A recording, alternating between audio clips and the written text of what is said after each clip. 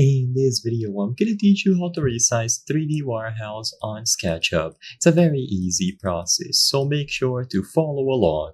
In this video, I'm going to teach you how to resize any model or entity that you are making on SketchUp. To do this, you will have to use the Scale tool. So this tool is going to be available on your main toolbar, and the icon is going to be this one. It will have a tiny corner and a red arrow pulling it diagonally. So the Scale tool can be found here, and when you select it, you will be able to choose what it is that you want to resize. So choose a specific entity or object, and now you will be able to drag it to scale it. If you look at the bottom, you will also see more instructions. You can use specific keys to toggle guides, so you can use Control to toggle the creation guides and also the arrow keys. You can also manually input the length over here. This will give it the immediate effect, and you will see the changes right away. So you can choose full objects, only a specific one, and drag it however you prefer.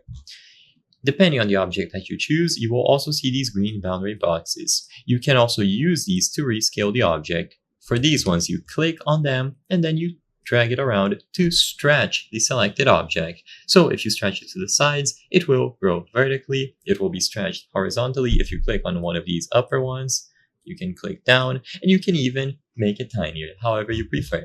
If you click on any boundary box that is at the corner, you will see this dotted line indicating that it will be scaled uniformly. So it will keep its scaling. It is proportional. So it is going to grow the same amount or the same measurement in all directions. And you can change the scale as well. Select the grip and move it to scale the object.